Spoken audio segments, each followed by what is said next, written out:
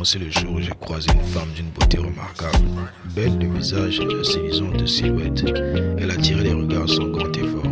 Portée par de bonnes intentions, je me suis approché d'elle, non pas par simple attirance, mais avec le désir sincère de la connaître. Mon but était clair, découvrir si elle pouvait correspondre à la femme que je cherche, au-delà de l'apparence. Mais très vite, une vérité m'a sauté aux yeux. On peut être belle extérieurement et pourtant avoir un cœur pauvre de valeur. Cette femme, sous ses charmes apparents, ne semblait s'intéresser à moi que pour ce qu'elle pouvait obtenir, un soutien financier. Elle croyait peut-être que je l'aimais à ce point, mais ce n'était pas de l'amour qu'elle avait en moi, c'était de la méfiance. Et c'est là que j'ai compris quelque chose que beaucoup refusent d'accepter. Dans près de 80% des cas, l'amour que les femmes pensent recevoir de certains hommes n'en est pas réellement. Il faut comprendre que ce que beaucoup prennent pour de l'amour est souvent motivé par autre chose. Un besoin d'affirmation pour l'homme qui veut prouver sa valeur, un complexe d'infériorité qui le pousse à se surpasser pour gagner une femme qu'il estime hors de portée, ou tout simplement un désir purement sexuel qui le fait agir avec empressement et générosité apparente. Mais dans tout cela, où est l'amour sincère?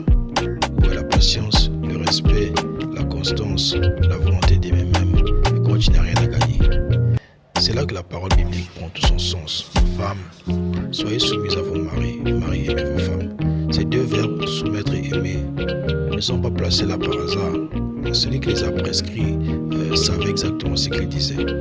Il faut apprendre à une femme à respecter, écouter, faire confiance à son homme. Et il faut apprendre à l'homme à aimer, car contrairement à ce qu'on croit, l'homme aime difficilement. Il se lasse vite. Il est souvent en quête de nouveauté et il confond parfois désir et amour. Alors, chère femme, si un homme t'aime sincèrement, considère cela comme une bénédiction.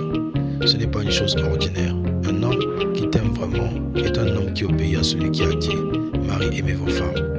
Il ne t'aimera pas parce que tu es belle, ni parce que tu lui rends service, mais parce qu'il a choisi de t'aimer avec vérité et engagement.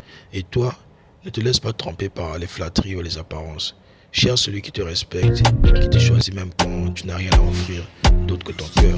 L'amour véritable n'est pas une émotion passagère, c'est un acte volontaire, un engagement profond, un choix de chaque